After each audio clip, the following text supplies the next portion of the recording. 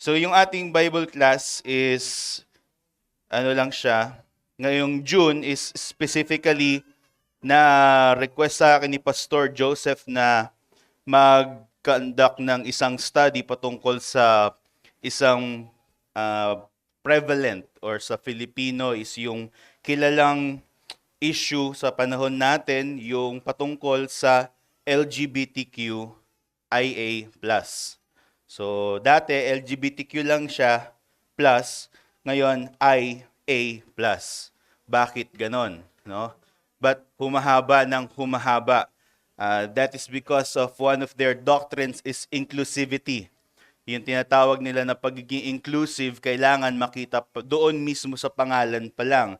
Now, to introduce our lesson or our study, on May 29, 3 days ago, ay nag-post yung Facebook page na ang pangalan ay Pride PH. So yung Pride PH is the official social media site ng LGBTQIA+ community sa Pilipinas. They posted they posted this poster. Ayan, paulit-ulit, no? Posted this poster. So, yung poster ay patungkol sa gaganapin na Pride March that they have been doing for some time now in the Philippines. At yung title ng kanilang Pride March ngayong taon ay Love Laban. So, gaganapin siya sa UP Diliman, huwag kayong pumunta. Okay? Kung mag-iebanghelyo kayo, maganda. Pero kung makikiparticipate, mamaya malalaman mo bakit hindi ka pwedeng pumunta. Okay. So I want you to focus on two questions, brethren and friends. Number one is, we need to ask this. Why do they, when I use they, the community, always use the language of equality, laban, rights, resistance, and etc.? Yan yung aalamin natin. Bakit palaging may lingwahe ng pakikipaglaban para sa karapatan? Bakit ganon? Kasi baka iniisip nyo, ba't ba ganyan yung mga yan? May karapatan naman sila bilang human rights. Mamaya lilinawin natin, bakit, ano ba yung LGBT rights? Okay? Pangalawa is, paano bilang Kristiyano natin tutukuyin or sasagutin yung mga claims ng kanilang movement. Now, what I want you to think, brethren and friends, is ang homosexuality or LGBTQIA+ movement ay hindi lang siya movement. Hindi lang siya protesta. Ang gusto kong isipin ninyo, ito ay isang pananaw or pagtingin sa mundo. This is what they call a worldview. Okay? Hindi lang siya pananaw or conviction. Hindi lang siya feeling na gusto mong sumuporta sa rights ng mga tao. Rather, this is a worldview. Ano ba yung worldview? Sa madaling sabi, ang worldview, it pertains to a belief system. Para siyang relihiyon. Okay? Hindi nila aaminin iyon, pero ganun nagfa-function yung kanilang sistema. Now, we're going to use the term homosexuality as a blanket term para sa LGBTQIA+. Now, they will, kung may makakapanood man nito sa kanila, na maaaring scholar, uusigin ako, bakit mo ginamit yon? Gusto ko eh. So, yun na kasi yung general term na po pwede maging blanket term. Okay? Marami po tayong pwede mapag-usapan doon, pero I will tell you, ganun lang muna yung dahilan. Kailangan lang muna natin silang tingnan as a whole as homosexuals. Okay? Now, I'm going to offer you 4 sections sa ating magiging lecture. First one is yung 2 strands ng development. Una, yung historicity or historical claims nila. Tapos yung kanilang philosophical development, yung pag-develop ng kanilang filosofiya at yung psikolohiya sa mindset ng mga homosexual. Nung kanilang movement. Pangalawa is yung naging impact nun sa society. Naglagay lang ako ng ilang mga institutions, kagaya ng sa school, sa gobyerno, in general sa population, sa medical field, sa family. 5 lang yung institutions na pinoint out ko, mamaya i-explain ko bakit. Pangatlo is response. Paano tayo magre-response doon sa mga claims nila? Magiging medyo contentious yung mga ituturo ko, pero maganda na pag-usapan natin ito dahil tayo yung mga Kristiyano. Ngayon, yung pinakahuli is I will give a proposal to the church. Okay? So, in general, hindi lang sa ARBC. Okay. Now, let's start with historical development. Now, the claim of the movement or the worldview, the homosexual worldview is natural ang third gender. Yung third gender is the homosexual gender. LGBTQIA+. Lahat ng yon is categorized as the third gender. Walang specific third gender doon. Lahat sila third gender. Okay? Natural siya. Yun yung claim nila. Ano yung dahilan? Bakit nila nasabing natural? Because it is seen in history. It is present in ancient times. Para sinasabi nila na kailangan tanggapin na totoo yung third gender, hindi lang siya sa isip ng tao, dahil present na siya even before. Hindi lang yan imbento ng modern mind or ng modern philosophy. Yun yung kanilang dahilan. So, it is evidenced in prehistoric art, pictographs, hieroglyphics, sa ancient cultures. Kung mag-search kayo, di na ako naglagay ng mga picture kasi medyo lewd. Medyo graphic. Yeah, sorry for the term lewd. No? Graphic yung mga pictures. May mga vases yung mga ancient Greeks and Romans na about man-to-man relationship. Yan. So that is their first claim. Okay? Natural to, kailangan tanggapin to ng modern na tao, in our time, kasi in ancient history, meron na doon. Okay? So, present siya in arts, especially in literature. Sa karamihan sa mga kwento na binuo ng mga ancient people ay merong patungkol sa homosexual relationship. And their claim is that nung panahon ng ancient times, hindi siya pinagbabawalan. Okay? Hindi pinagbabawalan yung homosexuality. Yung idea ng homosexuality ngayon, hindi daw yun pinagbabawalan nung panahon nila ng ancient times. So ano ibig sabihin nun? So for them, ang ibig sabihin nun, walang direct na mga batas na nagpo-prohibit sa pagiging homosexual. Ang ibig sabihin sa kanila nun is allowed siya and ini-encourage pa. Ganun yung conclusion ng mga LGBT scholars. Okay? Kung mag-search kayo sa internet, lahat na mababasa nyo ng mga sources, ganun ang claim nila. Maniniwala na ba kayo agad?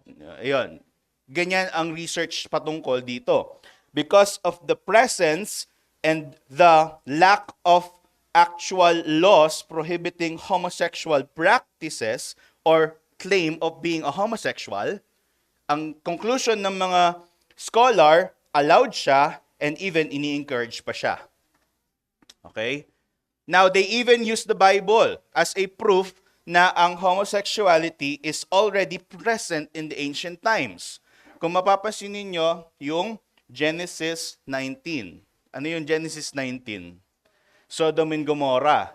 Bakit nila ginagamit yun na proof for their as a claim na valid yung pagiging homosexual? Yung Sodom and Gomorrah nga, judgment yun, di ba, sa understanding natin. Now, you have to understand, they view the Bible's interpretation differently. Ang tingin nila dun sa problem sa Sodom and Gomorrah is not a problem of homosexuality or homosexual behavior. Ang pagbasa nila doon sa Genesis 19, specifically yung verse 5, sabi doon, to know them. Yung mga taga-Sodom, kasi pinipilit nilang makapasok doon sa bahay ni Lot, ang sabi doon, to know them. Sabi sa verse 5. Yung sinasabing to know them, it comes from the word iyada. 943 times siyang ginamit sa Old Testament. Sabi ng mga scholar, 12 times lang ginamit yun sa Old Testament patungkol sa sexual idea or to have intercourse with. Now, the majority of the use nung iyada, to know them, ay just to understand kung sino sila. Gustong makilala. Ang dahilan, kaya nila ginagamit yung Genesis 19 as a claim of their historicity. ay dahil hindi nila nakikita na yung to know doon sa Genesis 19 verse 5 is about sexual intercourse. Rather, nakikita nila yon as just a breach of hospitality. Sinisira lang nila yung pagiging hospitable nila. Yun daw yung kasalanan ng mga taga Sodom and Gomorrah. About hospitality lang siya. Hindi siya about homosexuality. That's why they use it as a proof text. Even the Bible recognizes that homosexuality exists in ancient time. Abrahamic times pa nga.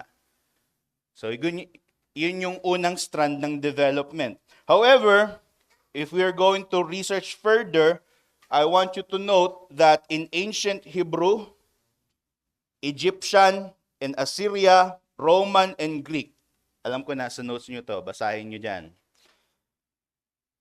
Ang kinocover ng mga scholar is that these ancient civilizations have specific laws attacking homosexual practices. Hindi the homosexual claim, kasi wala namang nagsasabing homosexual sila before. Kagaya nung paano siya dinedefine ngayon. Okay? Pero ang kinokondemn ng mga ancient civilizations in the time ng ila Abraham and ng mga prehistoric na mga Romans, Greeks, Egyptians, Assyrians is the practice of homosexuality. Man-to-man relationships or sexual intercourse. And by implication, women to women. Karamihan pa nga sa mga batas nila na sinight ko dyan, yan, pwede nyo naman basahin, hindi ko na iisa-isahin, kagaya nung Lex Scantinia, yan ay sa Rome, yung Law 18 or 20 of Middle Assyrian Law, yung Law of Plato, dun sa The Laws by Plato, literature na ginawa ni Plato, ang sabi niya patungkol sa homosexuality, or homosexual acts, practices, ito daw ay utter unholy, odious to the gods, and ugliest of ugly things. Again, hindi kinokondemn in ancient time, totoo, ang pagiging homosexual. Wala tayong mahahanap na study na nagko-condemn about homosexual claim. However, ang merong mga batas for prohibition, clear in history, is homosexual practices. Pakikipagrelasyon ng mga lalaki sa kapwa lalaki. Yun pa yung pinakamadalas. At karamihan sa mga relasyon na ito ay may patungkol sa pedophilia. Mga matatandang lalaki na nakikipagrelasyon sa mga batang lalaki. Sapilitan. Sapilitang relasyon. Ngayon, ang claim ng mga homosexuals is, okay, totoo yung mga batas na yan, pero hindi mo po pwedeng sabihin sa amin yan. Kasi abuse yan dun eh. However, the fact remains that there are laws prohibiting homosexual practices. Ang strategy kasi ng mga homosexual or LGBTQ scholars is, kailangan 1:1.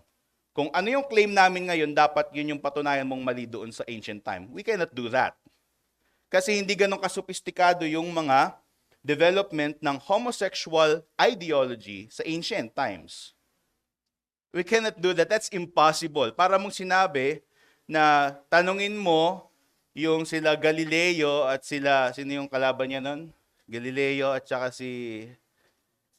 yung Copernican theory, kung ano yung totoo. Patunayan mo ano yung totoo gamit ang satellite or gamit yung Hubble Space Telescope. Walang Hubble Space Telescope nung medieval ages.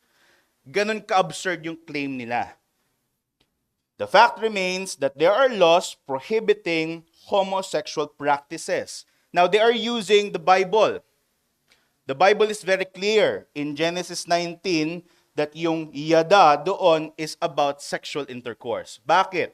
Because in the context, after the verse 5, pinakita doon sa Genesis 19 verse 8 na ang ginawa ni Lot para tumigil yung mga tao na pumasok sa kanyang bahay is binigay niya yung mga virgin niyang mga anak na babae.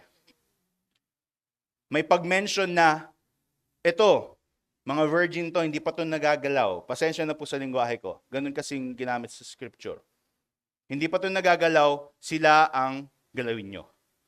Basahin nyo. Genesis 19 verse 5 hanggang 11. Binigay ni Lot yung kanyang mga anak na babae para lang hindi pasukin yung bahay nila ng mga tao kasi gustong mangyari nito mga nagpupumilit pumasok is makipag-intercourse dito sa dalawang anghel na bisita ni Lot.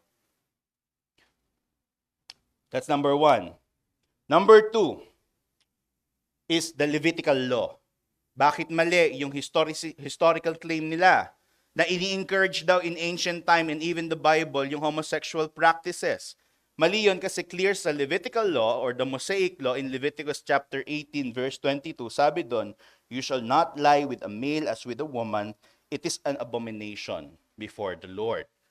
So klaro that the Hebrews, the Jews, na kiniklaim nila na nagpo-promote daw ng homosexual presence or awareness or naturalness sa panahon nila, it is prohibited sa Mosaic law. Now, what's the point?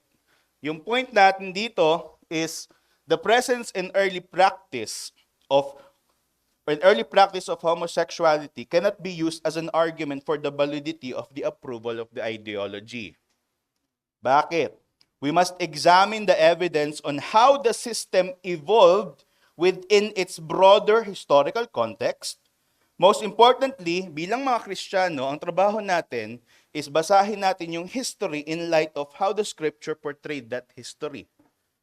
If we believe that the Bible is true, we believe that the testament of the Scripture about that history is true. That's Christianity 101. Mali yung claim nila na dahil present siya dati, tama na. Ganun yung argument eh. Dahil present na siya in ancient time, dapat tanggapin natin. But what I'm trying to argue is, hindi porket present na siya dati, tama na. Sino ba yung nagdidikta ng tama? Scripture. And even sa evidential viewpoint, hindi mo po pwedeng titingnan na tama na agad yun dahil present yun. We need to see it in a larger context. The practice is condemned by different laws employed in other civilizations. The claim of the Bible becomes much truer kasi even other civilizations condemns it. But the other civilizations doesn't make the Bible true. The Bible is true kahit hindi ginagawa ng other civilizations yon. Now, the second strand ng development nila is ito. Pasensya na po sa masyadong mga terms na ganyan. Linguistic, philosophical, and biological revolution. Familiar naman kayo sa 1970s, 1960s na sexual revolution na nangyari sa Amerika. Ito yung panahon, kung hindi ako nagkakamali, ng mga hippie. Hippie ba yun? Hippie ba yun? 1960s, 1970s. So, the sexual revolution is a very famous event in American history and even the world. Bakit? Kasi nung panahon na ito is yung mga claims ng mga homosexual is itinali nila sa rights movement ng mga kababaihan. Yung tinatawag na feminism. Dito nagkaroon ng pag-uugnayan nung feminism at nung homosexual movement.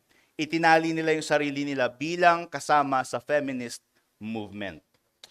Paano nangyari yon? Napakahirap niyang alamin, pero ito siya. Si Sigmund Freud, kung familiar kayo sa kanya, isa siyang psikolohista na ang kanyang main na theory is that yung tao, ginagawa niya yung mga bagay na ginagawa niya, yung mga gusto niya, kasi meron siyang natatanggap na sexual pleasure pag nagagawa niya yon. Sexual theory yon. Yung sexual pleasure principle, yung tinatawag. Ibig sabihin daw, yung pleasure na natatanggap natin sa intercourse, ganun daw yung satisfaction na nararamdaman ng tao kapag may ginagawa siya na nagpapasaya sa sarili niya. Nakikita ni Sigmund Freud yung mundo sa lente ng sexual pleasure. Pleasure sa intercourse. Sana nagiging malinaw po, ano. Ito yung pinopropose ni Sigmund Freud. Bakit ko minimension si Sigmund Freud? Kasi napakilaki nung ginawa niya para sa foundation ng sexual revolution. The homosexual scholars or the LGBT scholars used it as their way para masabi na yung mga homosexual in the past, pinipigilan sila ng mga tao, ng society at large. Pinipigilan sila ng society kasi yung society na yon, pinipigilan sila na maging masaya. Pinipigilan sila na maging totoong tao, na makuha yung meaning ng buhay ng mga homosexual na yon. Ulitin ko po ang sabi ni Sigmund Freud, para makuha mo daw yung purpose and meaning mo sa buhay, kailangan mong patuloy na ma-fulfill yung sexual principle. Patuloy ka na maging masaya sa ginagawa mo. Yung katumbas ng saya na yon is yung sexual drive na nararanasan mo pag ginagawa mo yung mga bagay na yon. Okay?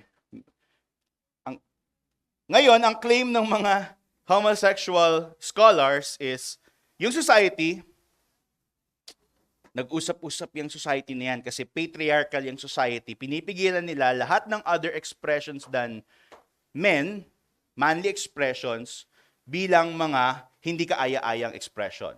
Kasama na doon yung homosexual expression. Tinan mo, pinipigilan ng society na mag-express itong mga homosexuals in the past kasi ayaw nila kilalanin yung meaning ng buhay ng mga homosexual na yon. Ang kailangan natin gawin, dahil dun sa idea ni Freud,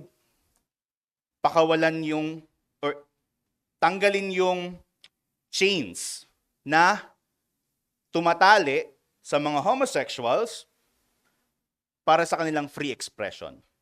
Sexual revolution. Sana nagme-make sense po ako Mamaya magtanong na lang kayo.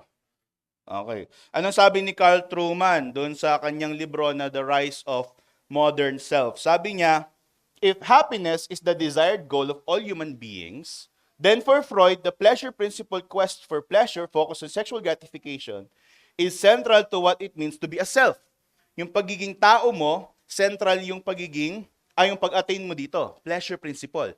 Nagiging feeling mo tao ka, totoong tao ka, pag na-achieve mo to. Ito yung ginamit ng mga revolutionists noong 1960s, 1970s as their card to say that we need to recognize the homosexuals and their claim of their identity because they need to have a sense of self. They need to fulfill their sense of self. It is central to what it means to be self, the purpose of life, and the content of the good life is personal sexual fulfillment. Meron na sila ngayong paraan kung papaano maging valid na i-claim na may mga homosexuals must be themselves. Ibigay mo yung kailangan nila.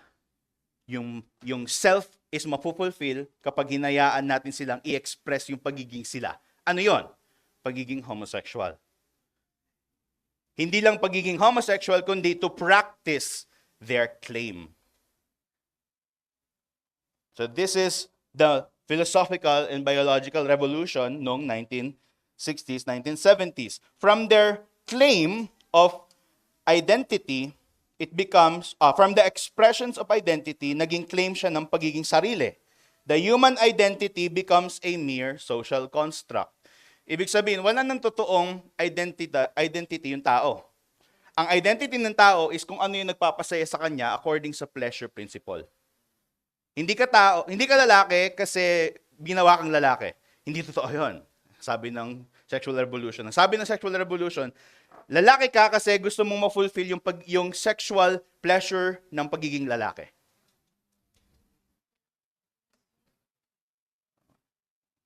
Okay? You can ask me questions later. Bibilisan ko kasi mahaba na Yan. So the biological reality of a person does not necessarily define the identity of a person, rather their psychological conviction of who and what they are. Sex, biological sex, is distinguished from gender. Pansinin niyo yan sa mga estudyante dito. Sa research nyo, sasabihin dyan, bakit nakalagay dito gender? Yung hinahanap ninyo is male and female lang. Yung gender madami. Di ba? Narinig nyo na siguro sa mga professor, teacher nyo yan. Kasi narinig ko yan sa katrabaho ko. Tahimik ako yun. Ay. Baba. Si Freud, nabuhay. And then, hiniwalay nila ngayon yung konsepto ng biological sex sa expression ng gender. Yung gender is expression lang siya. Kasi social construct na lang yung pagiging lalaki, pagiging babae. Ang katotohanan dyan, gusto lang natin ma-fulfill ito, the pleasure principle. So, from the argument, sabi ni Carl Trueman ulit, wala na dyan eh. Sabi ni Carl Trueman ulit, if human nature is not something we are given, but something we do, or something we determine for ourselves via our decision and action, why then should we tie gender identity to an objective physiological bias?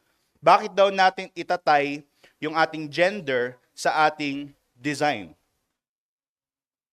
Sa ating physical nature? Such would seem to be a move motivated more by the demands of society than by any mysterious essence in which the individual must inevitably participate. Ang idea kasi nila dito is ganito. Yung tao, dinidiktahan siya ng society kung na dahil meron kang ari, pasensya na po, lalaki ka. Magpakalalaki ka kasi meron ka niyan. Ang sinasabi ng mga homosexual scholars is tanggalin mo yung sex idea, biological sex idea sa expression nila. May ari siya, pero pwede siya magdamit ng pambabae. Kasi doon siya nagiging happy eh. Doon siya nagkakaroon ng meaning in life. Pleasure principle ni Sigmund Freud. Nakakasunod po kayo. Okay. Amen. Note. So from the argument, nandiyan ba yung note? Wala. Wala. Sige. So tingnan nyo yung notes nyo. May note ako dyan. Note. From the argument of historical presence as approval, yung una nilang argument is dahil present sa history, tanggapin natin. Nagbago sila. Nagkaroon sila ng shift. Ang kanilang naging shift is the modern claim took a psychological, biological, and philosophical turn. The modern homosexual thinkers framed it into the bias of the powerful society versus the suppressed voice of the persecuted homosexual minority. The powerful society sinusuppress yung homosexual minority to express themselves, to be themselves. Identity then is what the powerful claim to be normal. Thus, the repressed voice becomes a valid claim and must revolt against the powerful norm. Dahil matagal nyo kaming tinatago, nire-repress, kahit totoo kami, kailangan namin gawin ngayon, mag-revolt kami at sirain lahat ng institution na sinasabi ninyo, babae, lalaki lang ang totoong gender. Kasi ang gender, it depends kung paano mo ina-express ang sarili mo. Ano ngayon yung point natin dito? So our point is here. How do we answer it, basically? Man's identity is not a topic of confusion or contention. Bakit? Identities are not merely social constructs. As Christians, you must believe this. Identities are a divinely ordained design. Dinisenyo yan ng Diyos sa'yo. Hindi lang yan dikta ng society. Okay? A person's sex and gender identities are not merely psychological constructions, but an innate design intended to reflect the glory of God as His image bearers, as identified in Genesis 1:27. Now, ano yung epekto? Ano yung impact ng homosexual ideology, worldview sa society? I listed here 5 institutions. Number 1 is the academia, schools ito, from prep hanggang college, hanggang doctors yan, graduate school. Government, or nakalagay dyan, governmental policies. Next is population in general, sa medical and scientific field, at sa family. Number 1, in academia, the focus on homosexual ideology marginalized dissenting views, creating an environment leaning heavily toward promoting inclusivity and intersectionality. Ano ibig sabihin nun? Basahin niyo po yung notes dyan ha. Makikita niyo yung mga sinasabi ko. Anong ibig sabihin nun? Lahat ng hindi mag-a-agree sa school patungkol sa doktrina ng homosexual ideology becomes a heretic. Subukan mong magsalita. Kung mahal ka ng teacher mo, sasabihin sa'yo, okay, tara, turuan kita.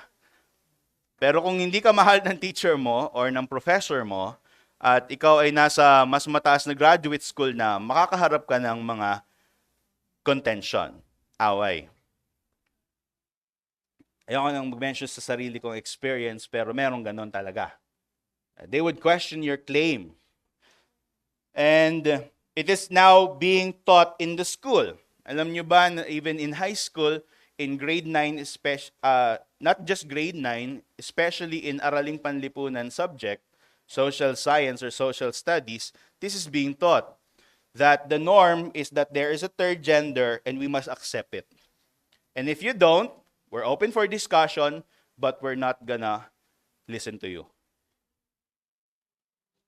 They even teach kung ano yung mga principles ng pagiging homosexual. Even the United Nations and the UNICEF and WHO gave an outline kung paano ituturo yung homosexual practices in the guise of family planning. Alam nyo, maganda yung family planning, pero meron yang bahid ng homosexual teaching sa curriculum natin ngayon. Family planning, yung personal hygiene. Basahin nyo yung curriculum. Meron binigay yung UN, UNICEF, at yung, hindi UNICEF, UNESCO, at saka yung WHO na guidelines. Ito yung naging basis ngayon for yung pinopropose na nakaraan na comprehensive sexuality education. It might sound absurd, pero 9 years old to 12 years old will be taught about the benefits of, masturbation. Because this is free expression of sexual pleasure. Tahimik po kayo ah. Next is government policy. Epekto ng homosexual ideology in government policy. Some governments gave multiple funds, big funds for homosexual advocacy or queer advocacy, while others faced criticisms for enforcing ideological conformity in public sector policies. In some schools, it is not acceptable to pray. Mas kitang-kita ito sa United States. Pero may mga nabalitaan ako sa Pilipinas na meron ding mga teacher na hindi na talaga nagpapray sa klase.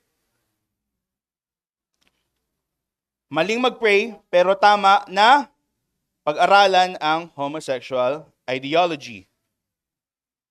Alam niyo ba na bawat pasukan, before pasukan, yung tinatawag nila na inset, yung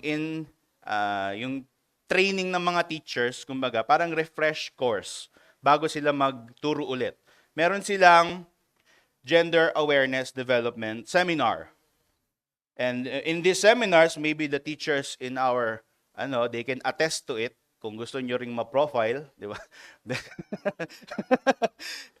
It's actually happening. The teachers are being taught about gender awareness development. Development in the guise of development, pero it's social acceptance of the practice. Ito ay continuous practice year sa buong taon. Meron silang round ng gender affirming and gender awareness development seminars. Even mga sectors in government, they are required to participate in seminars pertaining education about gender awareness. Kailangan nilang pumunta doon. Kung hindi, may kaltas sila sa kanilang mga sahod. The government is funding these policies. Population in general. Anong epekto ng homosexual worldview? The population in general, especially the media, portrays Pride Parade as normal queer identities or expression of queer identities. Pinaportray sa media na kailangan mong tanggapin sila because they need respect. In the guise of respect and sympathy. However, tolerance has become the most intolerant thing in our society. Polarization grows as social media amplifies both inclusivity advocacy and resistance, citing free speech or traditional value. Anong nangyayari? Nagkakaroon ng censorship in society sa mga tao na merong dissenting or ibang mga boses. Makikita nyo to sa karamihan sa Facebook and Twitter before. Ngayon kasi si Elon Musk, mas ano siya sa free speech, yung tinatawag nilang X ngayon, mas allowed ngayon yung mga tao mag-express ng mga opinion nila. Pero before, it is automatically madedetect nung kanilang system na pag may sinabi ka against the homosexual ideology and your post will be terminated. Now, in population also, merong mga records that our population in the world we are not overpopulated. Due to the rise ng homosexual movement at nung 1960s sexual revolution, simula nun, unti-unting bumababa yung rate ng panganganak sa buong mundo. And even Japan is now experiencing a drastic consequence for this. Not necessarily yung homosexual ideology yung primary cause nun, pero it is one of it. Korea, Japan, even the Philippines is in a decline in its birth rate. One of the primary factors, especially in the US, is the homosexual belief. Medical and scientific field. Its impact in the medical and scientific field. Mas nagkakaroon ngayon ng importance sa mga pag-aaral at mga surgeries. Yun yung mas nagkakaroon ng fund pagpatungkol ito sa gender or queer ideology, gender affirming na mga surgeries. Sa US, hindi mo na kailangan ng consent ng magulang para magpa-transition ka. Ano yung transition? From male to female or female to male. Papatanggal mo yung harapan mo. Sa mga lalaki, papatanggal mo to, yung ilalim. Hindi mo ma-imagine yun ngayon, di ba? Pero ginagawa nila yun doon. Nang walang consent ng magulang. Basta sabihin lang nung bata sa teacher niya, I don't feel comfortable with my body. Sign na yon. Tididing, ano na yun? Light bulb moment. Okay, let's go. Punta tayo ng transition center. Okay, para siyang, wag na po. Tama na. Nangyayari siya ngayon. And one of the main consequences nito, kung familiar kayo kay Abigail Shrier, isa siyang author, yung kanyang libro ay sikat ngayon, yung title ay Irreversible Damage. Ito ay kwento, ito ay para siyang journal ng mga kwento ng mga nagpa-transition nang walang permission ng magulang nila. Nagsabi lang nila hindi sila comfortable. Tapos yung iba naman, kwento ng mga bata ito na nagsabi sa magulang hindi comfortable, yung magulang pa yung nag-push na mag-transition. Yung libro ay patungkol sa mga nagsisisi kung bakit sila nag-transition at wala na silang magawa ngayon. Ang kanilang mga sinasabi ngayon is, bakit hindi nyo ako tinuruan ng mas mabuti nung wala pa akong alam? Yun yung kanilang paulit-ulit na sinasabi sa mga magulang and sa mga doctors na naggawa ng kanilang transition.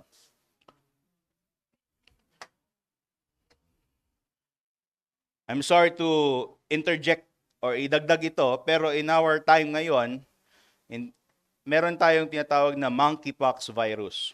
Diba?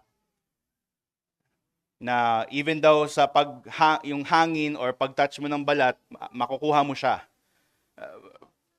Brethren and friends, according to medical studies, ang primary source nito is homosexual intercourse.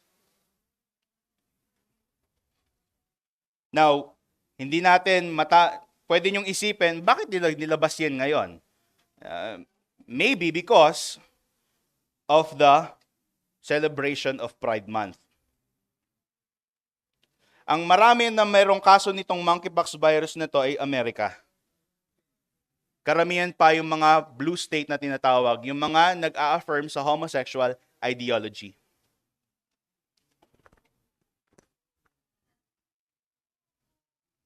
Lastly, family. Family is the basic unit of society. It is an institution not made by society but by God. Given siya ng Diyos sa atin Meron tayong tatlong institusyon, di ba? Sa theology natin, church, government, family. Now, family, even in secular philosophy, they believe ito ay napaka-importante nito na institusyon sa society. Bakit? Kung ano yung training mo sa pamilya, yun yung dadalhin niya sa society, larger society. Now, the queer or homosexual ideology fosters acceptance of diverse identities and legal recognition of same-sex parents, reshaping family dynamics. Anong ibig sabihin nun ngayon? We understand na ang pamilya na walang ama or dysfunctional na ama, hindi maasahang ama, ay magkukos ng trouble sa society. We understand na yung mga bata na lumaki ng walang nanay ay magkakaroon ng problema with their sensitivities.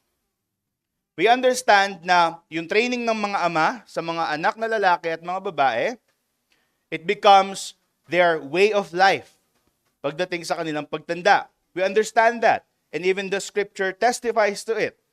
Right? Turuan mo sila ng mga prinsipyo ng Diyos mula sila ay pagkabata upang hindi nila layuan ito. Now, the effect of homosexual ideology with regards to family, it reshapes the family entirely. It is now legal in some nations to have same-sex parents adopting a child, tapos sila yung magpapalaki nun. Gay parents, dalawang lalaki na walang nagpe-play na babae, pareho silang bakla in their expression. Tapos pinapalaki nila yung bata in a gender-affirming environment. Hindi ko na sinama dito, pero even the church is actually affected by this. There are now churches even in the Philippines ordaining homosexual pastors and homosexual ministers.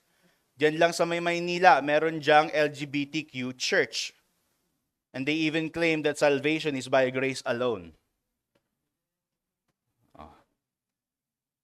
So we are not safe from this ideology. That's why we are having this study. Now, what's the point? Bakit ko siya sinasabi sa inyo? Yung mga impact niya.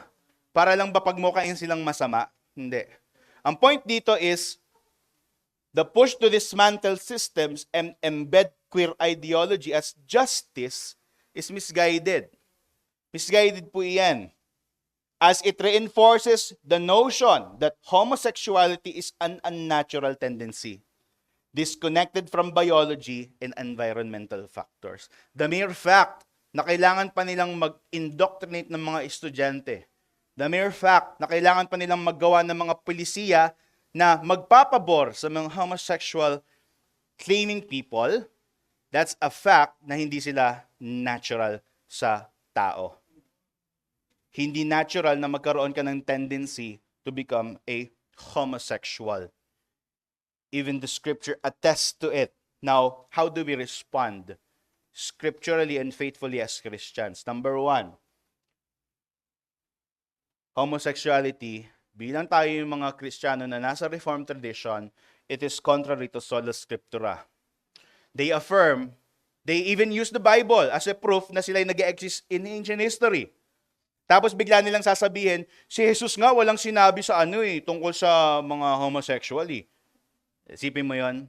Now, bilang isang Kristiyano, paano mo sasagutin niyon? Ang kagandahan sa atin bilang tayo ay isang confessional na iglesia, naniniwala tayo sa doktrina ng sola scriptura. We don't just believe on the text, we believe in its context. Okay? How was the text used? How did Jesus teach about sexual immorality? Yun ba ay patungkol lang sa heterosexual? Bakit sa Old Testament may prohibition about homosexual, biglang si Jesus wala? The scripture have a uniform message about the sin of homosexuality. It is attested in the Old Testament and in the New Testament. It is not a mere cultural conception of the Jews, but it is an immoral sin attested by the scriptures. So, even isang scholar nga na gay scholar, Dutch scholar, sinabi niya na, kasi tinanong siya patungkol sa, yung Bible ba, tanggap yung homosexuality sa Bible? Umamin siya. Sabi niya dito, wherever homosexual intercourse is mentioned in the scripture, sabi ni Pim Pronk, isa siyang gay scholar, homosexual intercourse is mentioned in the scripture as a condemned practice. Rejection is a foregone conclusion. The assessment of it nowhere constitutes a problem. Anong ibig sabihin nun? Even Pim Pronk, a gay scholar, a homosexual scholar, understands that the Bible is clear in its teaching about its condemnation of homosexual practice.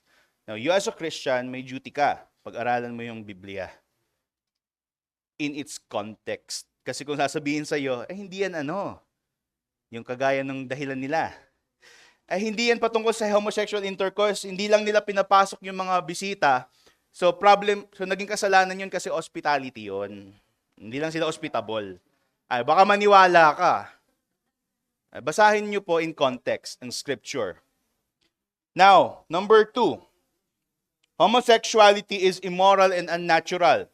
Ang gagamitin kong proof text is Genesis 1, creation, and Romans 1, in Apostle Paul's apology doon sa mga kausap niya ng mga Romans and Gentiles at mga Hudyo sa Rome. It is a clear violation of the creational design of God for man and woman. Man was designed as a man and woman was designed as a woman according to Genesis account in chapter 1 verse 27. Number 3. Third response, homosexuality distorts the holy image and purpose of marriage. So, marriage is to be between a man and a woman. As mentioned in Genesis 2:24, nung ikinasal si Eve at si Adam, sa pagitan lang yon ni Adam na lalaki at Eve na babae. Walang Roberto na kasali. Okay? In Matthew 19 verse 5, this was affirmed by Jesus himself. Sinabi ni Jesus na kapag nagsama yung babae at yung lalaki, kailangan nilang mag-separate doon sa kanilang tahanan. Umalis sila, bumukod sila. So Jesus is affirming the creational design of marriage being between a man and a woman. Now, what is the purpose of marriage? Why does homosexuality distort the holy image and purpose of marriage? Because the purpose of marriage is one, it is an image of completeness, complementarity. Diba yung babae ay perfect na helpmeet para sa lalaki. Yung pagkukulang ng lalaki na susustain ng babae, and yung pangangailangan ng babae na po-provide ng lalaki. It is an image of perfect completeness. As if analogically presenting yung pagiging kompleto ng manlilikha niya. Its purpose is also for procreation, para mag-anak at i-populate yung mundo ng mga believers. And most importantly, the purpose of marriage is not just these two, but it is to reflect the love of Christ for His bride and the submission of the church to her Lord. Ito yung mas malaking imahe na pinapakita ng marriage. Nire-reflect niya yung Panginoong Jesus na nagmamahal sa kanyang iglesia at yung iglesia na nagpapakumbaba at sumusunod sa kanyang Panginoon. Sabi ni Pastor Tim Savage, we marry not primarily for our own benefit and pleasure, nor principally for the comfort of mutual affection, nor ultimately for the joy of bearing and raising children. We marry because in a work of unparalleled glory to the Lord built this union. We marry because of God's glory. We reflect to the world that there is Christ that is Savior and there is a church that submits. A testament yun sa mundo ng mga hindi mananampalataya. What does homosexuality do? It distorts the marriage image of Christ and His church. Isipin mo, Ang konsepto nila ngayon ng Jesus ay isang lalaki na pinursu yung kapwa niya lalaki. Or isang lesbian na pinursu niya yung kanyang kapwa lesbian. Now, this is not the image of marriage. And fourth response, homosexuality hides the reality of sin.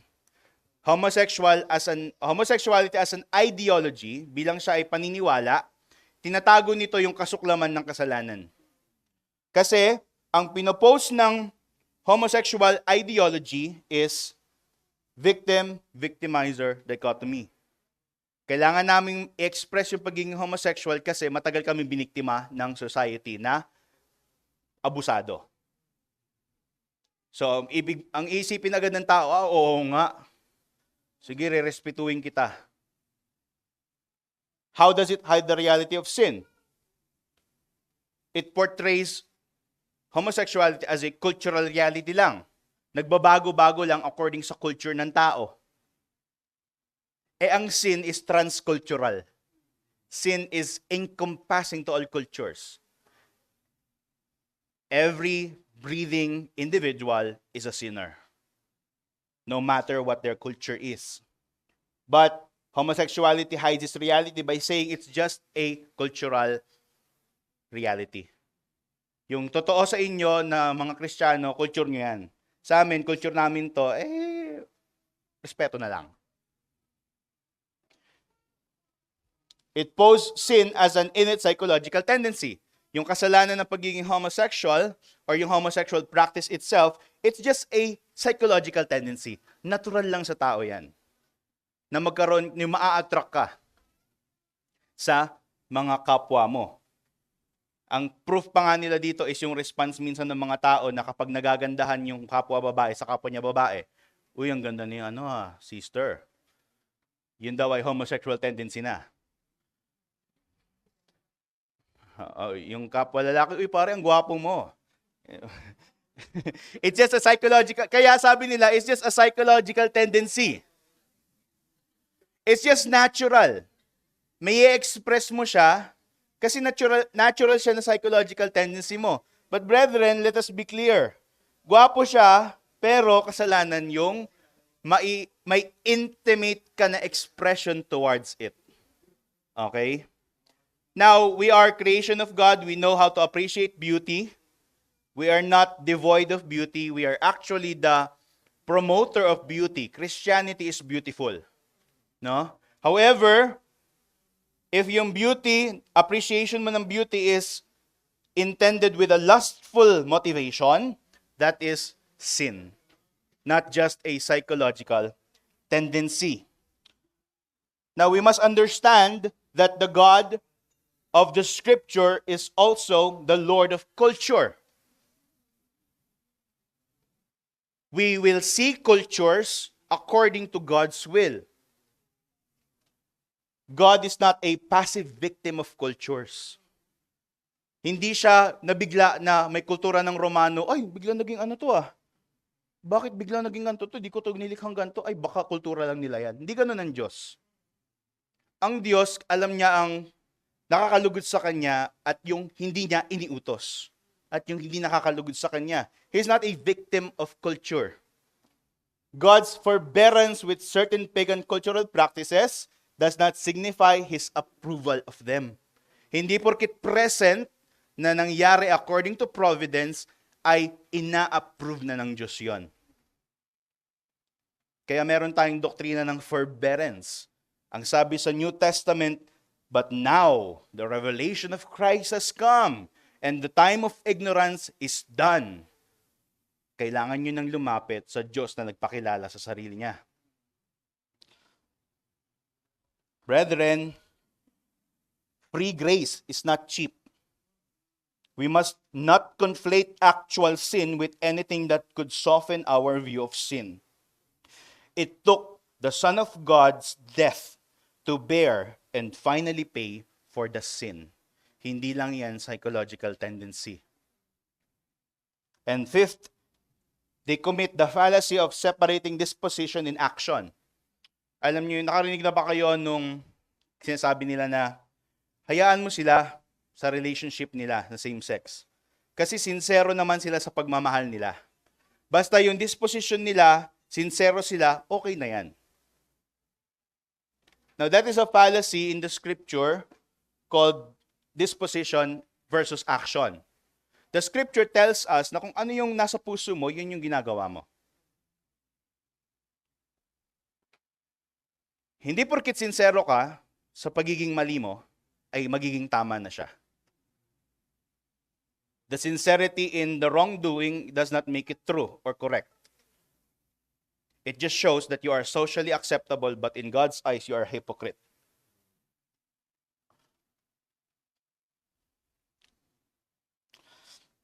This is connected to the idea of constitutional homosexuality. That this is a doctrine by the Roman Catholics. They believe na merong space for compromise. Na kapag yung homosexual talaga na innate talaga siyang homosexual, yung talagang aminado siyang homosexual, tapos hindi niya nakikita na magiging beneficial yung pag-aasawa niya ng other sex niya. Ang sabi ng constitutional homosexuality ng Roman Catholic is, basta sincero sila sa ginagawa nilang pagmamahal, kaysa naman maging dysfunctional siya sa kanyang relationship sa opposite sex niya. Basta sincero siya dito sa same-sex relationship niya, okay na yan. God will meet them there. So this is a commission of the fallacy of disposition in action. The Bible teaches us that what comes from the heart is the action. Kung ano yung nasa loob natin ng ating mga puso, kung ano yung disposition natin, yun yung nagbubunga yan ng mga gawa. At kung yung disposition mo in the first place ay kasalanan, ang bunga niyan ay kasalanan. Kahit gaano ka kasinsero dito. Narinig nyo na ba yung sinabi nilang, mahal ko kasi siya? Now, brethren, we can sympathize with their longing for true love, but we cannot compromise the truth that the disposition and their action is sinful.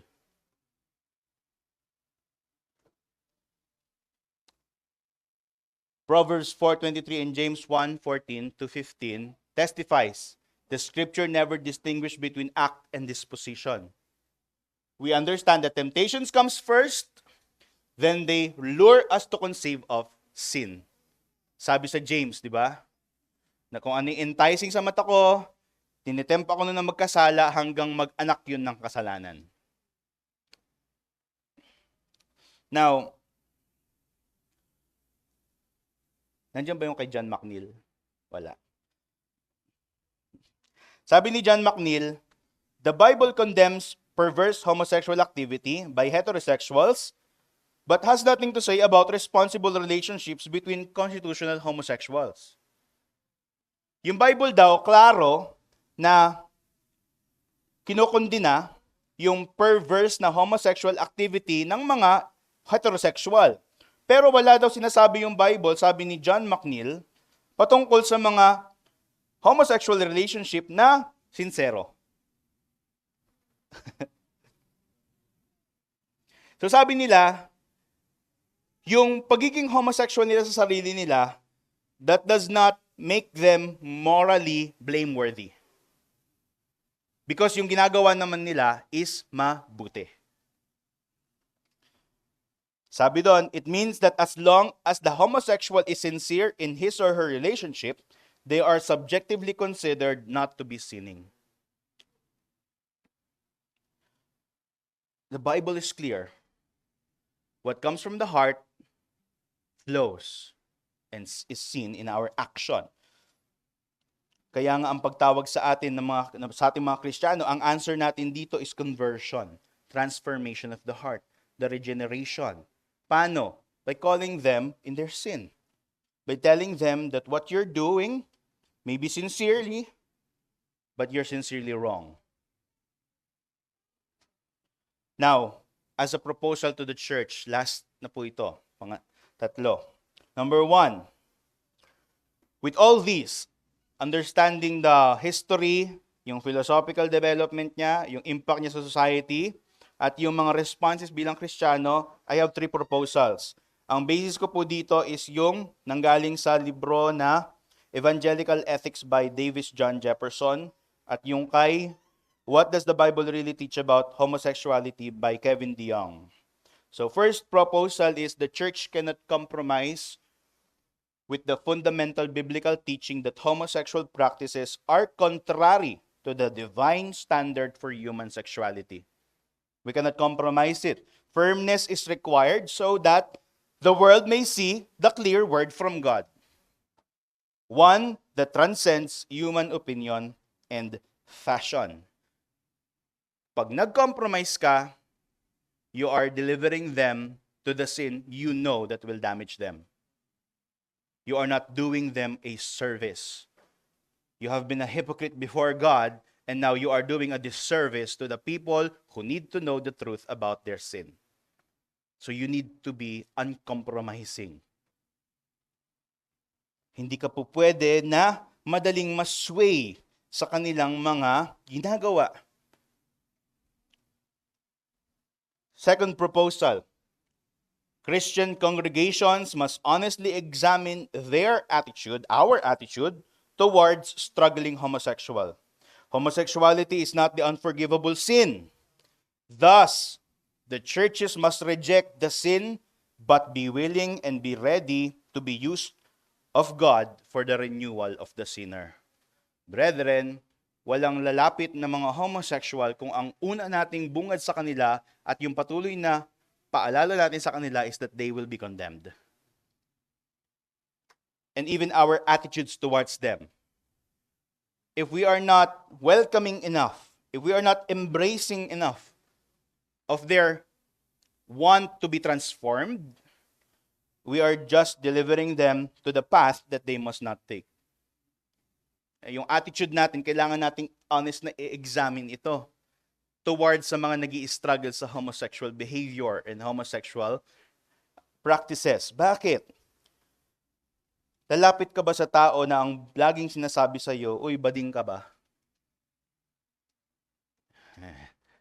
Ang tawag sa iyo, uy, bakla. Uy, tomboy. Ay, syempre hindi.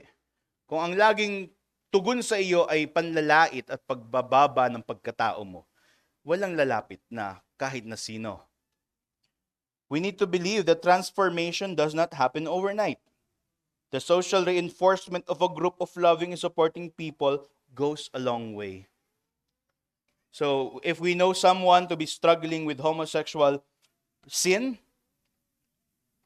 we must be ready to tell them the truth. However, we must be also ready to be used by God to help them in their transformation and even by the grace of God that they would be saved. That we would lure them or woo them to Christ. And the third proposal is the church also needs to proclaim even more the clear message of the power of divine grace to transform sinful attitude. We must tell the world continuously that salvation is a free gift from God by grace through faith alone. Wala kang kailangan gawin. Ang kailangan mong gawin ay magtiwala sa Diyos, manampalataya sa kanyang ginawa, sa tapos niyang gawa para sa mga kabayaran ng mga kasalanan mo. Kailangan natin patuloy na ipangaral yung ebanghelyo bilang iglesia sapagkat ito yung kinakailangan na liwanag ng mga nasa homosexual practice, yung sa kadiliman ng homosexual practice. They need to hear of the word of the gospel. And they must hear it no matter what. Even if it causes us persecution, we must proclaim to them the message of the gospel of the divine grace of God. Kahit na batuhin tayo nila, wag mong isipin na ginagawan ko na nga na mabuti to, iniibanghelyo ko na nga to, binato pa ako, wag ka na. Hindi ganon. Ang attitude natin is we are called to proclaim even more this free gift of salvation. So yun lang po. Question. May 10 minutes kayo. 12:30 lang tayo. Question po.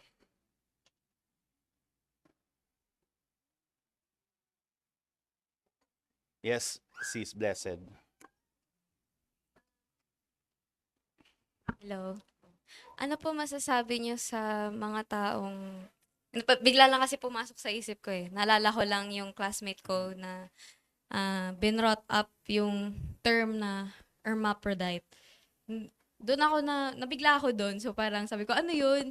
So, sabi niya, ang hermaphrodite daw is yung parang katulad sa animals and, plants, they Mm. both have, ah, Genitals of the 'yun. two sexes. But kanina lang binasa ko, ngayon intersex ng tawag sa kanya, obscure terminology yung Yes. hermaphrodite. So parang, Yung I sa LGBTQIA. yun. Intersex.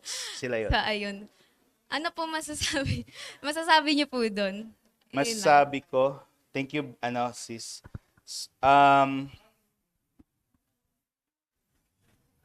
The answer for that is, number one, it is an argument from exception.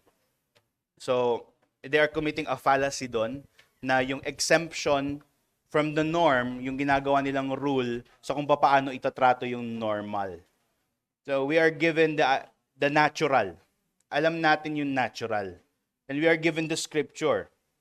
However, their argument is fallacious in the sense na hindi, I believe parang 2% or less than 2% pa nga sa population sa buong mundo ang hermaphrodite.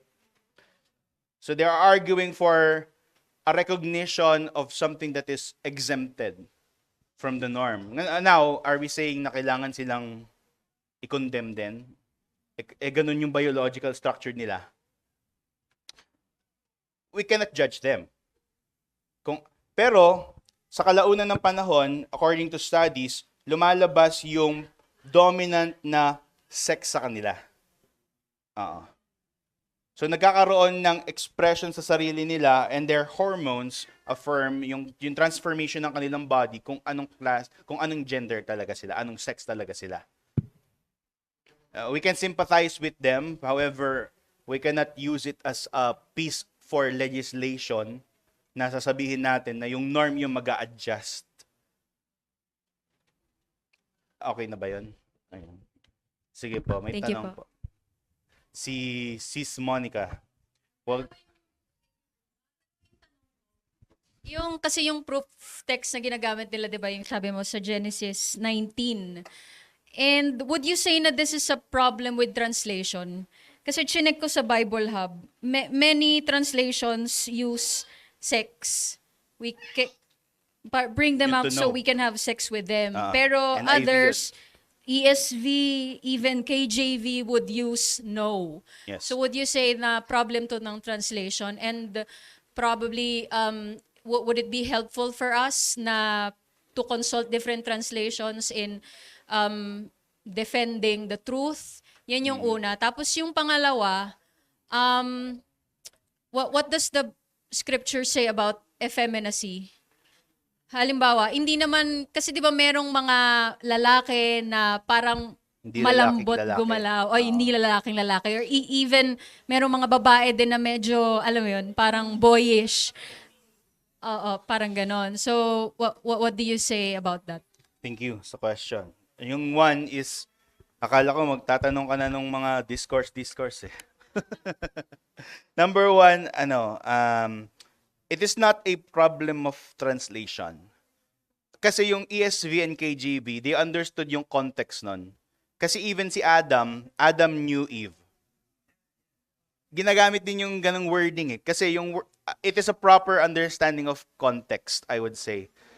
It is a problem of understanding context. Yung translations kasi, of course, meron na siyang viewpoint na para na siyang commentary actually eh. Kapag tinranslate mo yung isang piece ng literature, it becomes a commentary of it. So yung NIV, it is trying to be faithful doon sa contextual meaning niya, kaya ginawa niya word for word. Okay? Hindi, thought by thought. Ngayon, si ESV and KJV, ang ginagawa nila is word context. So, kaya ginamit pa rin nila yung to know. So, walang problema sa translation. Ang kailangan dito is careful observation and scrutiny ng text. So, this also affirm yung sinabi mo kanina, sis, na kailangan hindi tayo nag-i-stick sa isang translation lang.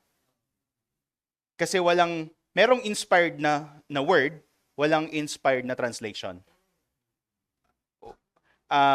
Yung ESV na favorite ng Reformed, hindi siya inspired. Tada. Okay. Yung NIV, beneficial siya, lalo na kung nagsisimula ka sa faith. Meron kasing mga context na kailangan isaalang-alang. Pero, hindi po pwede mag-i-stick lang sa isang translation because the fact is, lahat ng translation is a translation of the original text. Hindi yan tinranslate from ESV ginawang NIV. Hindi siya ganun eh. Yung NIV came from the Septuagint and the Hebrew texts. Yun yung translation nila eh. So hindi siya yung ESV ginawang NIV, ginawang ASV. That's a fallacy. That's wrong. Hindi ganun ang mga translators. Ang translators is they go for the original text and then they translate it gamit yon. So, we can trust the translations and it is actually ako bilang preacher, it is beneficial to consult multiple translations. Meron lang ako iniiwasan na translation, yung The Message ba yun? Tsaka yung The Passion Translation. Kasi yun yung medyo perverted na siya na translation. Kunwari, ang sabi niya dun sa The Passion Translation sa Psalm 23, ano to? Jehovah my friend. Ano ba yun? The Lord is my shepherd. Jehovah my friend yung kanyang translation. So, may pag-iingat doon, pero it is beneficial to consult other translation. Yung pangalawang tanong, ano yung second? Effeminacy. Hindi siya problema, I would say. Magiging problema siya kung dinedepensahan niya na ganun lang talaga siya. I would say. Kasi merong mga commands si Paul, sabi pa nga doon, ano yun? Yung geared up your loins, yung be a man. Yung may mga commands siyang ganun eh. Yung ini-encourage niya yung mga lalaki na mag-stand as men. Kasi hindi naman lahat ng lalaki magkakapareho ng level ng maturity in their manhood or masculinity. Some have different upbringings din. It affected them. However, it doesn't disregard the fact na sila ay lalaki and they have to be masculine. Ano ba yung expression ng true masculinity? Christ-like masculinity. So, lahat nagpo-fall short doon sa klaseng ganun ng masculinity. Effeminacy is a falling short of it, pero it's not yet a sin. It becomes a sin if they defend it as their identity. I'm an effeminate man. Walang ganun. Hindi mo pwedeng i-claim na yun yung identity mo. Ang identity mo is kung ano yung paglikha sa iyo ng Diyos at ano yung tinatawag sa iyo ni Kristo na maging bilang isang lalaki at babae. So, ganun ko siya nakikita. Kaya beneficial yung church. Kasi hindi ka, yung sabi nila, it takes a village to raise a child. Ang katotohanan niyan, it takes a church to raise an individual. Di ba? Kasi ano pa ba yung true na matututunan dapat ng tao? Eh di yung tinuturo ng scripture. Kung devoid siya doon sa true expression ng truth sa church, ay yung matututunan niya is yung distorted expression of manliness sa labas. Kaya meron tayong effeminate at meron din tayong yung pamacho effect, yung machismo na tinatawag nila, yung macho man na kailangan lagi ka nakasando, kailangan kung maglakad ka, yung may hangin talaga na gumaganon eh. Yung labas yung parang Bruce Lee na yung palikpik mo it is a distortion of masculinity. Pareho siya na extremes. Ang tawag sa atin is to become Christ-like in our masculinity. Okay na ba yun? Okay. May tanong po? Si Ate Josh po. Siguro last na po si Ate Josh kasi 30 na eh. Thank you, Paul. Yung question ko, how would you encourage everyone who experience persecution or somehow disadvantage talaga sa kanila yung LGBTQIA agendas? For example, sa students, like sa mga projects, dahil nga pinasok na yung DepEd ng mga agendas na to, may mga pinapagawang activities to parang support or isulong yung pro-LGBTQIA. Agenda. So for example, kay Sydney, gumawa sila ng parang short film or short story about same-sex couples na parang kahit na pareho silang babae and somehow anti hindi nag-agree yung parents, nagpakasal sila sa ibang bansa and nag-prosper sila or naging successful sila. So parang parang wala kang takas kundi Gawin. somehow to abide Ah. dahil wala kang grade kapag hindi ka sumali, kahit lumipat ka ng ibang group. It is contrary to your belief and your faith. And then sa work naman, it is somehow insubordination if you don't, kunyari, participate Ah. or hindi mo ginawa yung trabaho mo in relation to LGBTQIA. Lalo na kasi because of the DEI, Yes. yung diversity, Inclusive. equity, and inclusion. Although thankfully, may isang powerful being somewhere na hindi ko na i-drop kasi political siya. But ayun, how would you encourage? Kasi most likely maaring isa sa atin would be persecuted because of this sa faith natin bilang mga Kristiyano, or we can be caught in the middle. Yes. Or be caught in some situations na gusto mo na lang maglaho kasi lahat supportado or lahat nag-agree sa ganitong agendas or ganitong ideology. So, how can we help them? How can we encourage them aside from this a study or Bible class and also praying for them? Ah, yes. Thank you po, Ate Josh. How do I encourage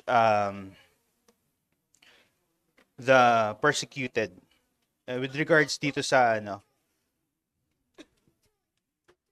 Well, I don't want to be insensitive sa situation.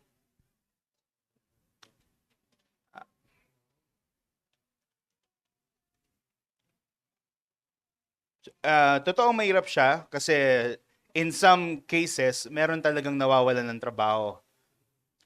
I don't know anyone dito sa Pilipinas. I don't personally have any acquaintance na kilala na natanggal dahil doon. Pero I see it sa news, especially in the United States. Biyaya ng Diyos kasi yung Pilipinas hindi pa siya ganun kalala. Especially sa yung mga blue states na tinatawag. The only encouragement I could give is maybe I can put it in a question. Number one, if you compromise, what will it achieve? Sa personal at sa taong pinagkompromisuhan mo. Hindi ko siya sasagutin po ng sagot, sasagutin ko siya through questions. Kasi yung tao, may konsensya siya, and the Lord of conscience is not John Paul. It's the Lord Jesus Christ. Now, the scripture is clear, you need to stand on the principles of the scripture, pero kailangan mo magkaroon ng wisdom call kung paano mo siya i-execute in your situation. So first question ko is, if you compromise, what will happen to you and to the one na pinagkompromisuhan mo? Secondly, kapag nasagot mo na to, the second question is, did you abide by the principles of the scripture as you are mandated to? Yun yung pangalawa kong tanong. Pangatlo, do you pray for the situation? Ayun lang po yung sagot ko. What will your compromise achieve? Number 2, is your response faithful to what is being mandated to us as Christians? And the third is, do you pray for the situation? Kasi mahalaga to, ang prayer. Kasi pwede ka ma-anxious sa lahat ng to, pero meron tayong Diyos na nakikinig. Ang pangako din naman sa atin po ng Diyos is we do not hope in temporal blessings. Our hope is in the new heavens, in the new earth, in the coming of Christ. It's blessing if we could suffer as Christ have suffered for us. We do not deny the reality of the suffering, but the scripture is clear. If we could participate in that salvation process, yung transformation ng mundo to the gospel, it's a blessing. It's a life fulfilled for us. Yun lang po. Let's pray. Ay, okay na po ba? Thank you po. Okay. My last question. Sige po. So, is it a sin if Compromise. you're just being passive about the ideology in any situation? Parang, kunyari, ano na lang ako, tahimik lang ako, or join or Yeah, somehow yes. walang resistance? Is Okay. it a sin? Ayun po. Buti na sabi niyo po yan kasi nakalimutan ko i-insert kanina.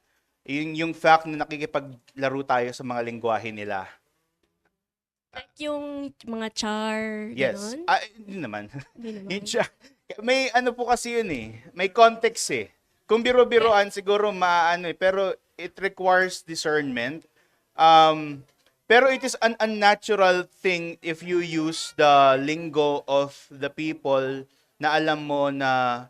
Kasi ganito po yan eh. I personally believe that language has a worldview.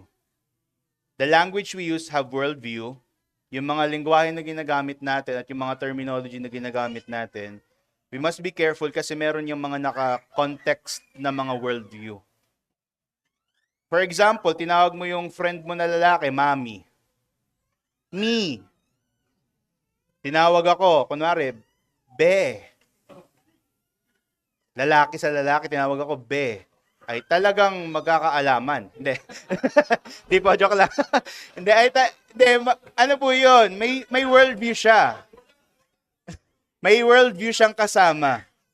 So, I would say we need to be careful. Lalo kung sasabihin natin biro-biroan lang, hindi po rason ang biro para magkasala. Ang sabi pa nga sa scripture, we need to be careful of crude jokes. We need to lose yung ganong attitude, yung pagkukrude na joke. So, to conclude, hindi kasalanan maging per se, maging passive kung gusto mo, kasi meron pong passive na ang gusto niya ma-achieve is peace. Ayaw niya na lang magulo. Pero hindi niya gini-give up yung principles niya. May ganong kasing klase ng passive. Pero yung passive na indifferent, I would say it's a sin.